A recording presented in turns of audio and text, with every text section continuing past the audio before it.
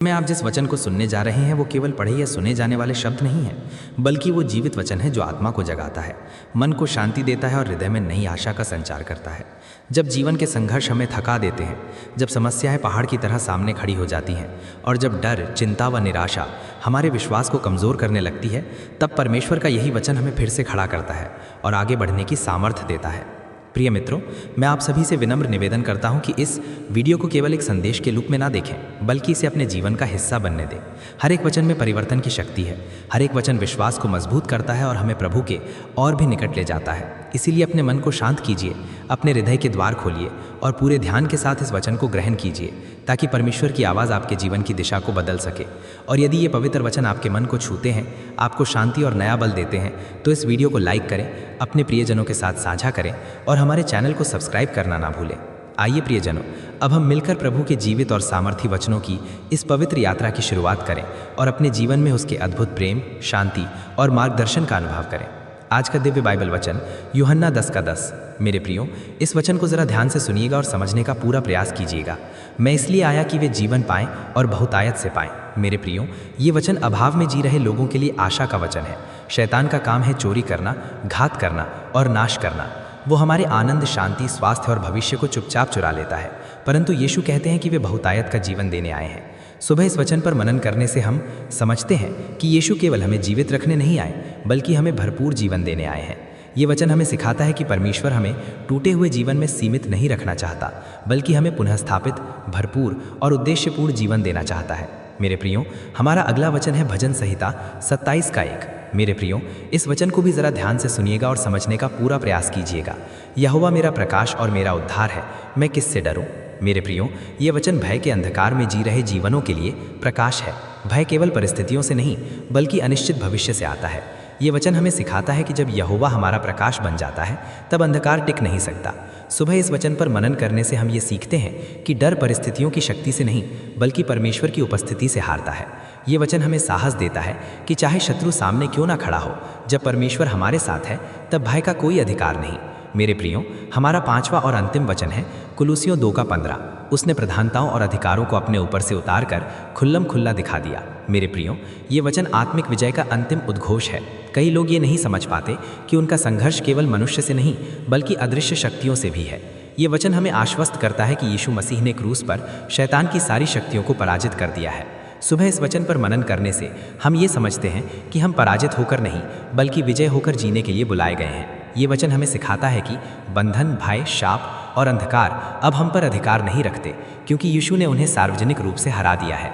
आज का दिव्य बाइबल वचन भजन संहिता 34:19। धर्मी पर बहुत सी विपत्तियां पड़ती हैं, परंतु यहोवा उसको उन सब से छुड़ाता है। मेरे प्रियो, ये वचन हमें एक ऐसा सत्य बताता है जिसे अक्सर लोग स्वीकार नहीं करना चाहते। परमेश्वर का जन्म होने का अर्थ ये नहीं कि जीवन में समस्याएं नहीं आएंगी।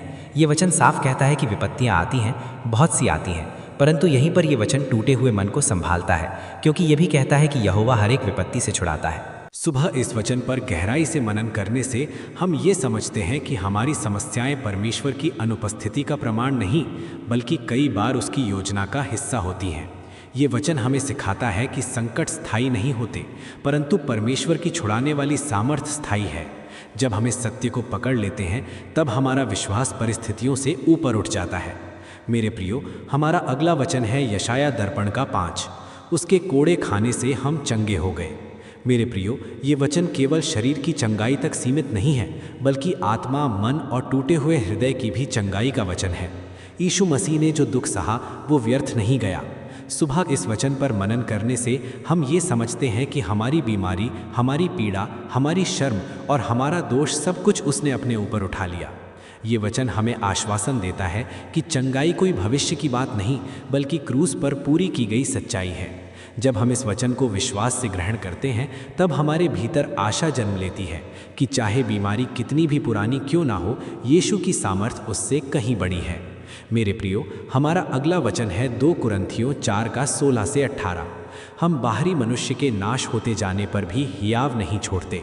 मेरे प्रियो, ये वचन उन लोगों के लिए है जो अंदर से थक चुके हैं, पर बाहर से मुस्कुरा रहे हैं। ये संसार हमें बाहरी मजबूती दिखाने को कहता है, परंतु परमेश्वर हमारे भीतरी मनुष्य की चिंता करता है। सुबह इस वचन पर मनन करने से हम ये सीखते हैं कि वर्तमान का दुख क्षणिक है, परंतु आने वाली महिमा अनंत है। ये वचन हमें सिखाता है कि जो दिखाई देता है वो स्थायी नहीं, और जो दिखाई नहीं देता वही वास्तविक है। जब हमें सत्य को समझते हैं तब हमारी आत्मा को नई दृष्टि मिलती है और हम टूटने के बाद भी आगे बढ़ने की सामर्थ्य पाते हैं। मेरे प्रियो, हमारा अगला वचन है भजन संहिता 46 का 1। परमेश्वर हमारा शरण स्थान और बल है, संकट में अति सहज से मिलने वाला सहायक। मेरे प्रियो, ये वचन डर, घबराहट और असुरक्षा से घिरे जीवनों के लिए है। संसार में जब सब कुछ डगमगाने लगता है तब ये वचन हमें एक अधिक स्थान देता है। सुबह इस वचन पर मनन करने से हम ये समझते हैं कि परमेश्वर दूर बैठा हुआ दर्शक नहीं, बल्कि संकट में तुरंत मिलने वाला सहायक है। ये वचन हमें सिखाता है कि जब हम स्वयं को कमज़ोर महसूस करते हैं तब परमेश्वर हमारा बल बन जाता है। यही कारण है कि विश्वास करने वाला व्यक्ति टूटता ज़रूर है पर नष्ट नहीं होता। मेरे प्रियो, हमारा 5वां और अंतिम वचन है प्रकाशित वाक्य 12 का 11। वे मेमने के लहू के कारण और अपनी गवाही के वचन के कारण जयवंत हुए। मेरे प्रियो, ये वचन आत्मिक युद्ध और शैतान पर विजय का वचन है। ये हमें सिखाता है कि हमारी विजय हमारी ताकत से नहीं बल्कि यीशु के लहू से आती है। सुबह इस वचन पर मनन करने से हम ये समझते हैं कि जब हम अपने जीवन में परमेश्वर के कार्यों की गवाही देते हैं तब अंधकार की शक्तियाँ कमज़ोर पड़ जाती हैं। ये वचन हमें साहस देता है कि हमारा अतीत, हमारी गलतियाँ और हमारी कमज़ोरी हमें पराजित नहीं कर सकती, क्योंकि यीशु का लहू हमसे अधिक शक्तिशाली है। यही वचन हमें विजयी जीवन की ओर ले जाता है। ये वचन हमें सिखाता है कि परमेश्वर की योजना हमारी पीड़ा से बड़ी होती है। जब हम उससे प्रेम करते हैं और उसके मार्ग में चलते हैं तब वो टूटे हुए टुकड़ों से भी एक सुंदर चित्र बना देता है। आज का दिव्य बाइबल वचन भजन संहिता 64 का 10। धर्मी यहोवा में आनंद करेगा और उसी में शरण लेगा।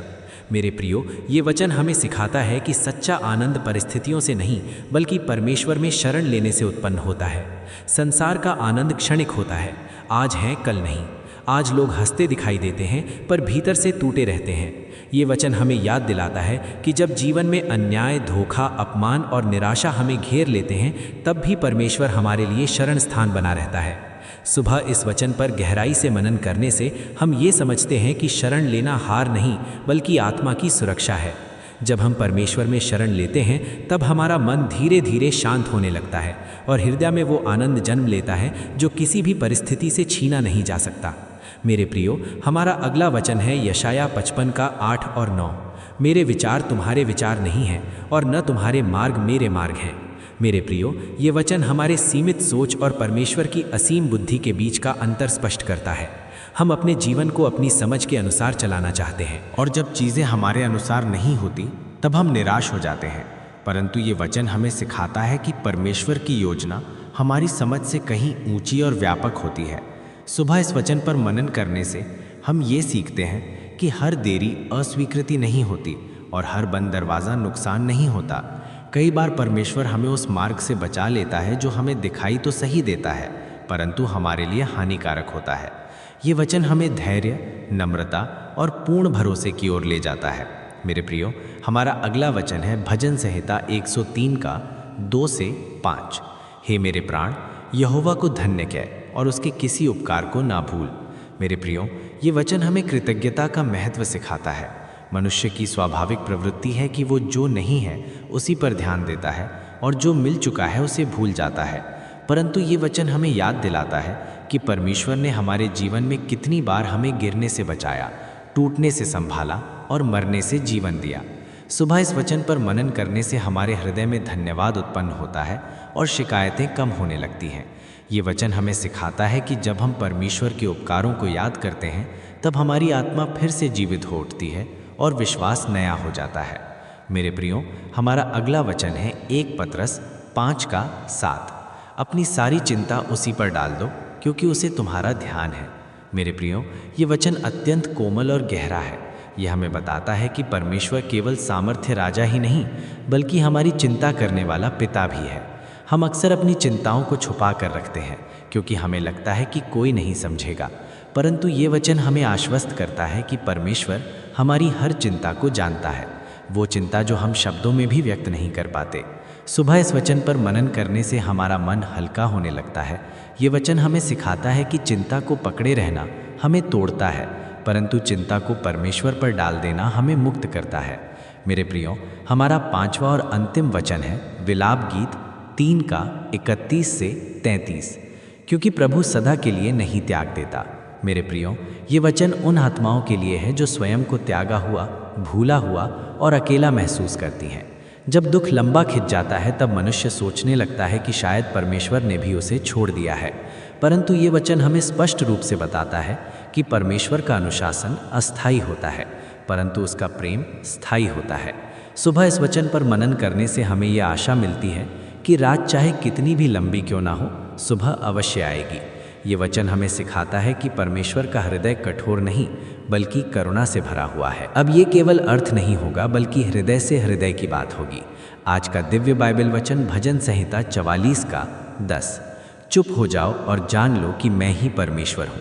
मेरे प्रियो, ये वचन आज के अत्यंत व्यस्त, शोर से भरे और अशांत जीवन के लिए परमेश्वर की सीधी पुकार है। आज मनुष्य का मन कभी शांत नहीं रहता, सोचते सोचते थक जाता है फिर भी रुकता नहीं। समस्याओं के समाधान खोजते खोजते वो स्वयं ही समाधान बनने की कोशिश करने लगता है। परंतु ये वचन हमें सिखाता है कि कभी कभी सबसे बड़ी विजय चुप हो जाने में होती है। सुबह इस वचन पर गहराई से मनन करने से हम ये समझने लगते हैं कि हर लड़ाई हमें नहीं लड़नी है। जब हम चुप होकर परमेश्वर के सामने ठहरते हैं तब हमारी आत्मा उसकी उपस्थिति को पहचानने लगती है। ये वचन हमें सिखाता है कि परमेश्वर तब भी कार्य कर रहा होता है जब हमें कुछ भी होता हुआ दिखाई नहीं देता। चुप होना हार नहीं है बल्कि पूर्ण भरोसे की अवस्था है। मेरे प्रियो, हमारा अगला वचन है यशायाह 30 का 15, मन फिराने और विश्राम पाने से तुम्हारा उद्धार होगा, शांत रहने और भरोसा रखने से तुम्हारा बल होगा। मेरे प्रियो, ये वचन हमें आत्मिक जीवन का गुप्त रहस्य बताता है। हम सोचते हैं कि अधिक प्रयास, अधिक भागदौड़ और अधिक नियंत्रण से हम अपने जीवन को सुधार सकते हैं, परंतु ये वचन ठीक इसके विपरीत सिखाता है। परमेश्वर कहता है कि उद्धार विश्राम में है और सामर्थ्य शांति में है। सुबह इस वचन पर मनन करने से हमें ये समझ में आता है कि जब हम परमेश्वर पर भरोसा करते हैं तब हमें स्वयं को साबित करने की आवश्यकता नहीं रहती। ये वचन हमें सिखाता है कि भीतर की शांति बाहरी परिस्थितियों से नहीं बल्कि परमेश्वर के साथ सही संबंध से आती है। जब हम परमेश्वर के सामने विश्राम करना सीखते हैं तब हमारी आत्मा पुनः सामर्थ्य से भर जाती है। मेरे प्रियो, हमारा अगला वचन है भजन संहिता 73 का 26, मेरा शरीर और मेरा मन तो घट जाते हैं परंतु परमेश्वर मेरे हृदय की चट्टान और सदा का भाग्य है। मेरे प्रियो, ये वचन उन लोगों के लिए हैं जो शारीरिक, मानसिक या भावनात्मक थकावट से गुजर रहे हैं। जीवन की लंबी लड़ाइयाँ मनुष्य को भीतर से कमज़ोर कर देती हैं।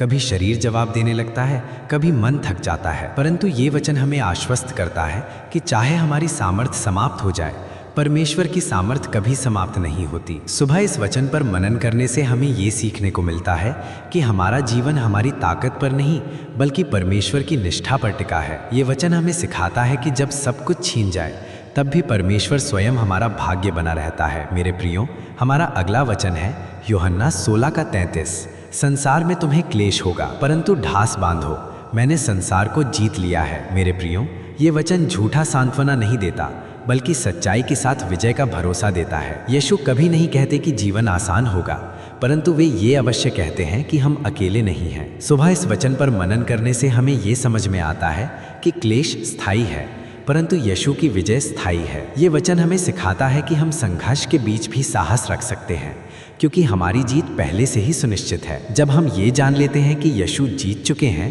तब हमारा डर धीरे धीरे विश्वास में बदलने लगता है। मेरे प्रियो, हमारा 5वां और अंतिम वचन है इब्रानियों 13 का 5, मैं तुझे कभी ना छोड़ूंगा और ना कभी त्यागूंगा। मेरे प्रियो, ये वचन परमेश्वर के हृदय से निकला हुआ सबसे गहरा वादा है। संसार में लोग साथ छोड़ सकते हैं, परिस्थितियां बदल सकती हैं, रिश्ते टूट सकते हैं, परंतु परमेश्वर का साथ कभी समाप्त नहीं होता। सुबह इस वचन पर मनन करने से हमारे भीतर अकेलेपन की जड़ें कटने लगती हैं। ये वचन हमें सिखाता है कि चाहे पूरी दुनिया हमें छोड़ दे, परमेश्वर तब भी हमारे साथ खड़ा रहता है। यही आश्वासन मनुष्य को भीतर से मजबूत बनाता है और जीवन को फिर से जीने की शक्ति देता है। आज का दिव्य बाइबल वचन भजन संहिता 42 का 5, हे मेरे प्राण, तू क्यों उदास है और मेरे भीतर क्यों घबराता है, परमेश्वर पर आशा रख। मेरे प्रियो, ये वचन सीधे हमारे भीतरी मन से संवाद करता है। कई बार हम बाहर से सामान्य दिखते हैं पर भीतर से टूटे, थके और उदास होते हैं। हम लोगों से अपने दुख नहीं कह पाते, पर आत्मा के भीतर एक भारीपन बना रहता है। ये वचन हमें सिखाता है कि उदासी कोई अपराध नहीं है, पर उसमें टिके रहना समाधान नहीं है। सुबह इस वचन पर गहराई से मनन करने से हमें ये समझने लगते हैं कि परमेश्वर हमारे भीतर के संघर्ष को भी जानता है। ये वचन हमें स्वयं से प्रश्न करना सिखाता है, मैं किस पर भरोसा कर रहा हूँ, परिस्थितियों पर या परमेश्वर पर। जब हम आशा को फिर से परमेश्वर में रखते हैं, तब धीरे धीरे उदासी की जंजीरें टूटने लगती हैं और आत्मा में नई ताजगी आने लगती है। मेरे प्रियो, हमारा अगला वचन है यशाया 54:17। तेरे विरुद्ध बनाया हुआ कोई हथियार सफल ना होगा। मेरे प्रियो, ये वचन आत्मिक युद्ध से गुजर रहे जीवन के लिए सुरक्षा का घोषणा पत्र है। जीवन में कई बार हमें लगता है कि लोग, परिस्थितियां, बीमारियां और नकारात्मक बातें हमारे विरुद्ध काम कर रही हैं। हम भीतर से डर जाते हैं कि ना जाने अब क्या होगा, परंतु ये वचन हमें ये विश्वास दिलाता है कि परमेश्वर की अनुमति के बिना कुछ भी हमें नष्ट नहीं कर सकता। सुबह इस वचन पर मनन करने से हमारे भीतर निडरता उत्पन्न होती है। ये वचन हमें सिखाता है कि हमला होना हार नहीं है। हार तब होती है जब हम परमेश्वर पर भरोसा छोड़ देते हैं। जब परमेश्वर हमारे पक्ष में खड़ा होता है, तब कोई भी योजना सफल नहीं हो सकती। मेरे प्रियो, हमारा अगला वचन है यूहन्ना 8:36। यदि पुत्र तुम्हें स्वतंत्र करेगा तो तुम सचमुच स्वतंत्र हो जाओगे। मेरे प्रियो, ये वचन बंधनों में जकड़े हुए मनुष्य के लिए छुटकारे की घोषणा है। कई लोग बाहर से स्वतंत्र दिखते हैं, पर भीतर से आदतों, पापों, डर, अपराध बोध और अतीत की यादों में बंधे होते हैं। ये वचन हमें ये सिखाता है कि सच्ची स्वतंत्रता मनुष्य से नहीं बल्कि यीशु मसीह से मिलती है। सुबह इस वचन पर मनन करने से हम ये समझते हैं कि कोई भी बंधन यीशु की सामर्थ्य से बड़ा नहीं है। ये वचन हमें आशा देता है कि हमारा अतीत हमें नियंत्रित नहीं कर सकता, क्योंकि मसीह में हमें नया जीवन मिला है। मेरे प्रियो, हमारा अगला वचन है भजन संहिता 55:22। अपना भार यहोवा पर डाल दे, वही तुझे संभालेगा। मेरे प्रियो, ये वचन बोझ से दबे हुए जीवन के लिए विश्राम का आमंत्रण है। आज मनुष्य हर बोझ अपने कंधों पर उठाए फिरता है। परिवार की चिंता, भविष्य का डर, आर्थिक दबाव और रिश्तों की उलझने। परंतु ये वचन हमें सिखाता है कि हमें सब कुछ स्वयं उठाने के लिए नहीं बनाया गया है। सुबह इस वचन पर मनन करने से हम ये सीखते हैं कि बोझ छोड़ना कमजोरी नहीं बल्कि विश्वास है। जब हम अपना भार परमेश्वर पर डालते हैं, तब वो हमें संभालता है, उठाता है और फिर से स्थिर करता है। मेरे प्रियो, हमारा 5वां और अंतिम वचन है यूहन्ना 11:25। मैं पुनरुत्थान और जीवन हूँ। मेरे प्रियो, ये वचन उन परिस्थितियों के लिए है जहाँ हमें लगता है कि अब कुछ जीवित नहीं रह सकता। जब आशाएं मर जाती हैं, रिश्ते टूट जाते हैं, सपने खत्म हो जाते हैं, तब यीशु स्वयं कहते हैं, मैं जीवन हूँ। सुबह इस वचन पर मनन करने से हमें ये समझ में आता है कि यीशु मृत बातों को भी जीवित करने की सामर्थ्य रखते हैं। ये वचन हमें सिखाता है कि चाहे हालात कितने ही समर्थ क्यों ना लगें, यीशु के लिए कुछ भी असंभव नहीं है। मेरे प्रियो, हमारा अगला वचन है यशाया 40:31। जो यहोवा की बाट जोहते हैं, वे नया बल प्राप्त करते हैं। मेरे प्रियो, ये वचन थके हुए, निराश और हार मान चुके मनुष्यों के लिए है। जीवन की लंबी प्रतीक्षा, अधूरे उत्तर और देर से आती हुई सहायता मनुष्य को भीतर से कमजोर कर देती है। परंतु ये वचन हमें ये आश्वासन देता है कि परमेश्वर की प्रतीक्षा व्यर्थ नहीं जाती। सुबह इस वचन पर मनन करने से हमें ये समझ में आता है कि प्रतीक्षा हमें तोड़ने नहीं बल्कि मजबूत बनाने के लिए होती है। परमेश्वर सही समय पर सही सामर्थ्य देता है। ये वचन हमें सिखाता है कि जब हमारा बल समाप्त हो जाता है, तब परमेश्वर का बल कार्य करना शुरू करता है। आज का दिव्य बाइबल वचन भजन संहिता 63:1। हे परमेश्वर, तू मेरा परमेश्वर है, मैं तुझे यत्न से खोजता हूँ। मेरे प्रियो, ये वचन हमें आत्मा की वास्तविक प्यास का बोध कराता है। मनुष्य का जीवन बाहर से भरा हुआ दिख सकता है, पर भीतर से वो अक्सर खाली होता है। धन, सम्मान, रिश्ते और सुविधाएं होने के बाद भी मन को संतोष नहीं मिलता। ये वचन हमें ये सिखाता है कि आत्मा की प्यास केवल परमेश्वर से ही बुझ सकती है। सुबह इस वचन पर गहराई से मनन करने से हम ये समझते हैं कि हमारी बेचैनी किसी कमी का नहीं बल्कि परमेश्वर की अनुपस्थिति का संकेत है। जब हम परमेश्वर को खोजने लगते हैं, तब हमारा जीवन धीरे धीरे अर्थ, दिशा और उद्देश्य से भरने लगता है। ये वचन हमें सिखाता है कि परमेश्वर को खोजने वाला कभी खाली नहीं रहता। मेरे प्रियो, हमारा अगला वचन है मत्ती 6:33। पहले तुम परमेश्वर के राज्य और उसके धर्म की खोज करो। मेरे प्रियो, ये वचन हमारे पूरे जीवन की दिशा तय करता है। आज का मनुष्य सबसे पहले अपनी ज़रूरतों, इच्छाओं और भविष्य की चिंता में उलझा रहता है। पैसा, सुरक्षा, नाम और सफलता, यही सब कुछ बन गया है। परंतु ये वचन हमें सिखाता है कि जब हम परमेश्वर को जीवन में पहला स्थान देते हैं, तब जीवन अपने आप संतुलन में आने लगता है। सुबह इस वचन पर मनन करने से हमारी सोच बदलती है। हम समझने लगते हैं कि परमेश्वर को प्राथमिकता देना घाटे का नहीं, बल्कि सबसे बड़ा लाभ है। ये वचन हमें सिखाता है कि जब हमारा मन परमेश्वर की इच्छा में स्थिर होता है, तब हमारी आवश्यकताओं की जिम्मेदारी स्वयं परमेश्वर उठा लेता है। मेरे प्रियो, हमारा अगला वचन है यशाया 43:2। जब तू जल में होकर जाए, मैं तेरे संग रहूंगा और नदियां तुझे ना डुबाएंगी। मेरे प्रियो, ये वचन उन लोगों के लिए है जो इस समय अपने जीवन में भारी दबाव, तनाव और समस्याओं से गुजर रहे हैं। जीवन में ऐसे क्षण आते हैं जब परेशानियां जल की तरह चारों ओर से घेर लेती हैं। हमें लगता है कि अब रास्ता नहीं बचा, अब सांस लेना भी मुश्किल है। परंतु ये वचन हमें ये भरोसा देता है कि परमेश्वर हमें कठिनाइयों से बचकर भागने का नहीं, बल्कि उनके बीच सुरक्षित होकर चलने का सामर्थ्य देता है। सुबह इस वचन पर मनन करने से हमें ये समझ में आता है कि संकट हमारी कमजोरी नहीं, बल्कि हमारे विश्वास की परीक्षा है। परमेश्वर का साथ समस्या के खत्म होने के बाद नहीं, बल्कि समस्या के बीच में अनुभव होता है। ये वचन मनुष्य के टूटे हुए मन को फिर से उठाने की शक्ति रखता है। आज का दिव्य बाइबल वचन भजन संहिता 18:2। यहोवा मेरी चट्टान, मेरा गढ़ और मेरा छुड़ाने वाला है, मेरा परमेश्वर मेरी शरण है। मेरे प्रियो, ये वचन केवल पढ़ने के लिए नहीं, बल्कि जीवन की नींव को समझने के लिए है। मनुष्य का जीवन लगातार बदलने वाली परिस्थितियों से भरा हुआ है। कभी स्वास्थ्य साथ छोड़ देता है, कभी अपने लोग दूर हो जाते हैं, कभी आर्थिक संकट घेर लेता है, तो कभी मन भीतर से टूटने लगता है। ऐसे समय में मनुष्य किसी ठोस सहारे की तलाश करता है। ये वचन हमें स्पष्ट रूप से बताता है कि वो सहारा कोई मनुष्य, कोई व्यवस्था या कोई संपत्ति नहीं, बल्कि स्वयं परमेश्वर है। जब बाइबल परमेश्वर को चट्टान कहती है, तो उसका अर्थ है ऐसा आधार जो कभी नहीं हिलता। सुबह इस वचन पर गहराई से मनन करने से हमारे भीतर ये सच्चाई उतरने लगती है कि जीवन की हर अस्थिरता के बीच भी परमेश्वर स्थिर है। ये वचन हमें सिखाता है कि जब हमारा जीवन परमेश्वर पर टिका होता है, तब सबसे बड़े तूफान भी हमें जड़ से उखाड़ नहीं सकते। यही विश्वास मनुष्य को भीतर से मजबूत बनाता है। आज का दिव्य बाइबल वचन भजन संहिता 18:2। यहोवा मेरी चट्टान, मेरा गढ़ और मेरा छुड़ाने वाला है। मेरे प्रियो, ये वचन हमें जीवन की अस्थिरता के बीच एक अडिग आधार प्रदान करता है। संसार में हर चीज़ बदलती रहती है, लोग बदलते हैं, परिस्थितियाँ बदलती हैं, भावनाएं बदलती हैं, यहाँ तक कि हमारा आत्मविश्वास भी कई बार टूट जाता है। परंतु ये वचन हमें याद दिलाता है कि परमेश्वर कभी नहीं बदलता, वो चट्टान के समान स्थिर है। सुबह इस वचन पर मनन करने से हम ये समझते हैं कि जब जीवन में समस्याओं का तूफान आता है, तब हमें इधर उधर भागने की आवश्यकता नहीं, बल्कि उस चट्टान के पास लौटने की आवश्यकता है।